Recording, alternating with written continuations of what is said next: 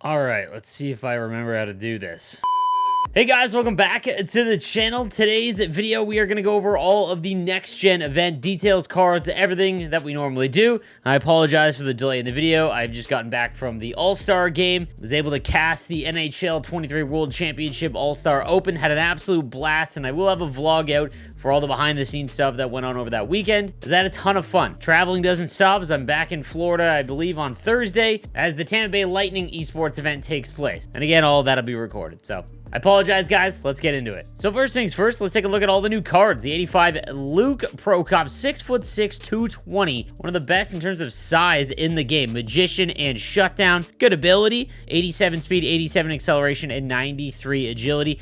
Only 82 defensive awareness, though. He's got great size, and again, you're going to be able to throw pretty much everyone off the puck, even without truculence. The issue is, though, however, is that defensive awareness is extremely important, and he's going for, around 40,000 coins. Defensive awareness is one of the most important attributes in the game, as it helps indicate whether they can intercept a pass or not. Next up, we've got the 85 Patrick Hammerla with Heart and Soul, as well as Dialed In. Dialed In isn't really going to be a card that that'll help you out at all. He is 6'3", 55 aggression. Again, like you guys always do, let me know in the comment section down below as we can help try and decide as a community what are actual usable goaltenders. I have a feeling this one's probably not it, but let me know. Following that, we've got the 86 Joshua Roy, 6'193" with Protector and Big Rig, 88 speed, 88 acceleration, and 94 agility. Again, like a lot of these cards, when the junior players get a huge bump up in terms of overalls, what ends up happening is that there's a few attributes that are usually typically higher than others. So you see these huge spikes like shot power, for example, or agility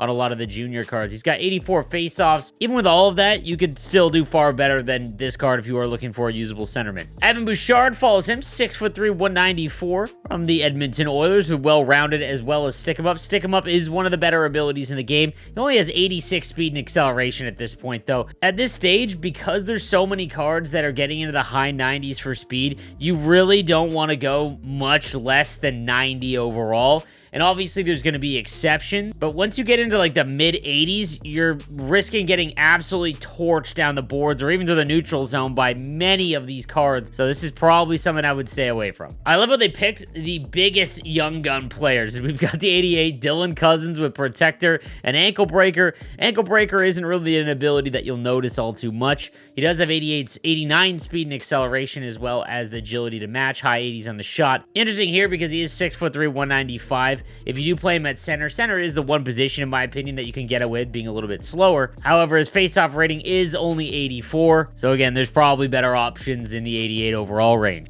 Pierre-Luc Dubois is next up, 89 overall, 6'2", 205 with well-rounded and Big Rig. I don't know why they always just kind of, when they do a release, they group together a bunch of abilities that are like the same for that release. So we're seeing a lot of Big Rig right now. 88 speed, 88 acceleration, 91 agility, shot around 91 as well. Face-off rating again at 86 is you're going up against guys, a lot of them that have 99 or high 90s face-offs or quick draws. So unless you are elite on the draws, it's going to be awfully tough for you with 86 face-offs. However, he's have 92 body checking, which is usable. So if he was going for the bare minimum, it might not be the worst idea.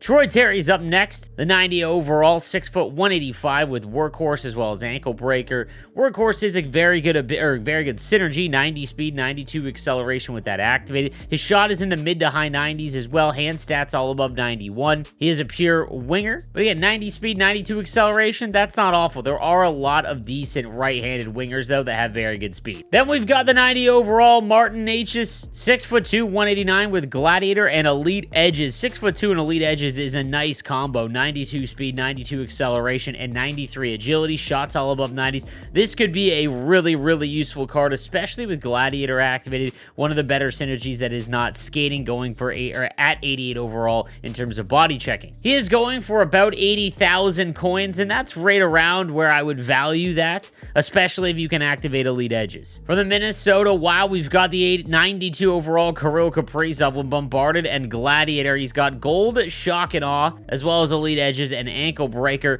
Shock and Awe is one of those extremely gimmicky abilities. Like, it actually is pretty nice, but to actually get it in a spot where you can score with it is not very common, so that's why it's kind of one that isn't very popular. 92 speed, 92 acceleration, 95 agility, and his shot is almost maxed out as well. His hand stats are all above 97. This card is going to play like Patrick Kane cards. Very, very snappy. Kind of think of him like at the beginning of the game, the Johnny Gaudreau Master Set player, that kind of thing. This is a really fun-looking card with Shock and Awe, but online, you're really not going to get much of an advantage with it. Not to mention, he is going for like over 200,000 coins. I don't know if I'd spend that much on him, but he does look like he is going to be extremely good. And then the last non-Master Set player, we've got the 93 Cale Makar with Protector as well as Thief, Gold Tape to Tape, Snipe, and Elite Edges. Tape to Tape is just one that you don't really need anymore with pass assist being turned back on in NHL 23. Snipe, same situation. It's very hard to quantify. Elite Edges is one of the better abilities in the game, however.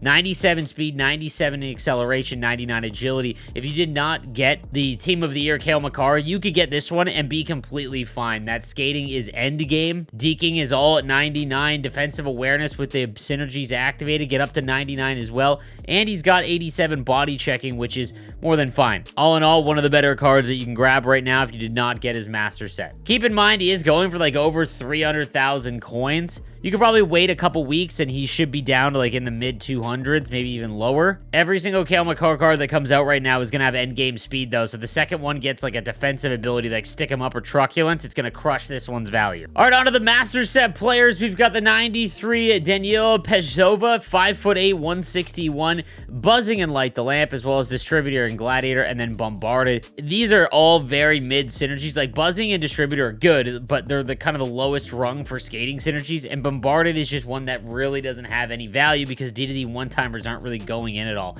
She does have Gold Stick 'em Up, which is a great ability. Thunderclap hasn't provided any value yet, and Unstoppable Force on the defenseman isn't as usable as some other abilities, especially if you don't have like the high 90s skating, because then you can break the puck all the way up, like someone like Cale Makar, for example. 94 speed, 94 acceleration with abilities or synergies activated, a good shot, as well as elite hand stats. Everything is very good on this card, but as we've come to see so far, without Truculence, it's very hard to knock anyone off the puck regardless of the body checking stat, and without Unstoppable Force, which he does have, but again, on defensemen, you're probably not going to activate it, they get thrown around pretty easily. So, well, if you are looking for a left-handed defenseman, there's probably better options for you for the price that it's going to take to actually create this card. Then we've got the 93 Jesper Wallstedt, 6'3", 213. We're still looking for that one Master Set goalie that you can just kind of sit on for the rest of the year. He's got Buzzing and Wingman, Dangle City Magician, and Fly the Zone, so a good 3 synergy goaltender no matter what, as well as no timer, but you really don't need any assistance with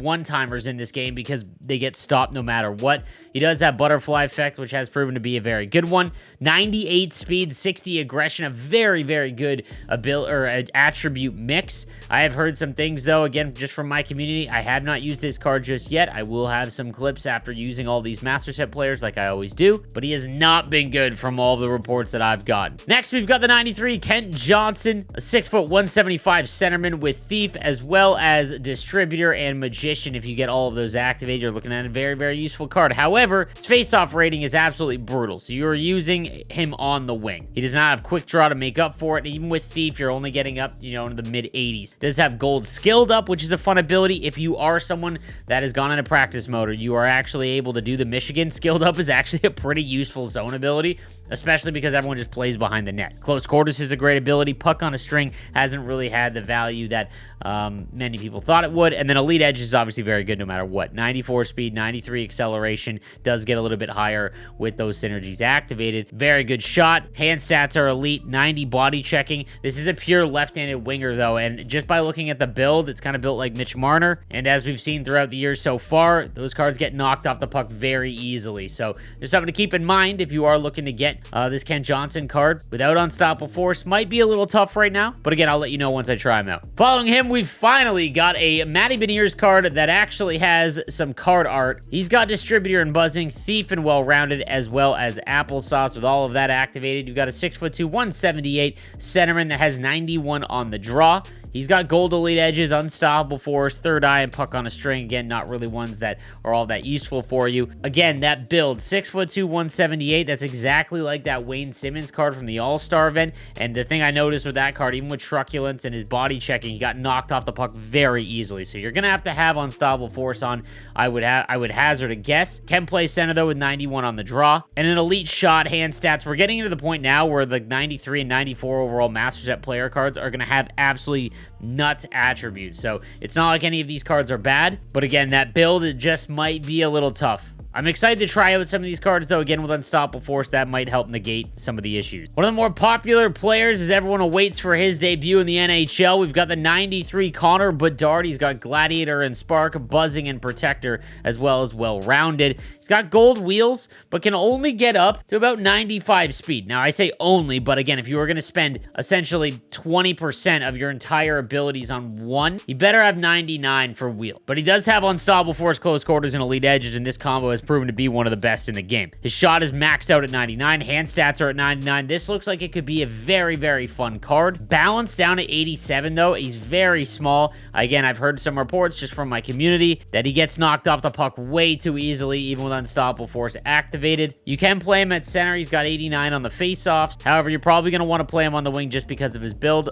This is, again, another one I'm really excited to try out. And then we've got the 93 Jake Sanderson, and man, they have released some banger defensemen over the last couple events. He's got Spark and Distributor, Gladiator, Bombarded, as well as Light the Lamp. You add all that up, and you've got a 6'3", 195 defenseman with gold truculence, which has been essentially the best defensive ability in this game easily.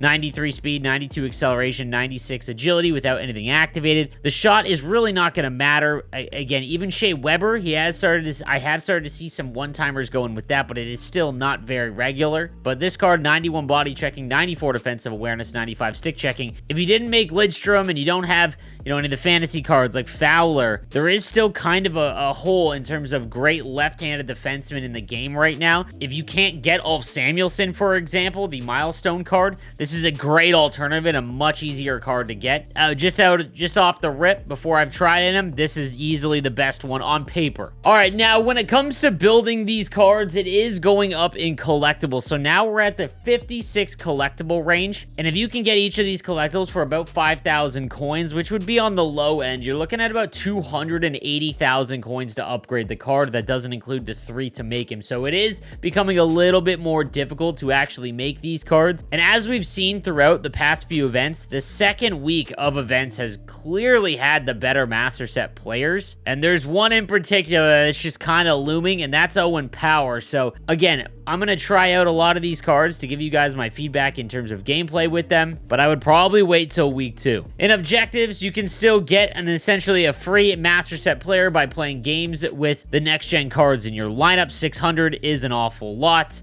And again, the cheaper cards or the lower overall cards are still going for quite a bit. As the events go on, guys, in my opinion, I wouldn't rush out and just try and get all of this done. What you can do is once the second week comes out and there's more cards that are actually able to be pulled or just more on the market, they will come down in price. You've got 26 days to try and do it. Again, what you can do is just load up on about 4 or 5 of them, go into squad battles with 2-minute periods and just kind of rip around on that to try and get it done quickly. But it's just something to keep in mind. If you are looking for free Master Set cards in terms of just how to get the 84 overall one, you can go into challenges and you will get an event collectible pack. 2 event collectibles. You can get a random Master Set player now because it's a small choice pack. And I mean, again, I think that a defenseman or a goaltender like Wallstead, I mean, that's probably not one you want to invest in, but that would get you on your path to actually playing games to unlock those other objectives so that you can complete them a little bit faster. So something just to keep in mind. All right, guys. So again, I apologize for the video coming out a little bit later. I just have an insane travel schedule this month. I'll keep trying to make as many videos as I possibly can while traveling.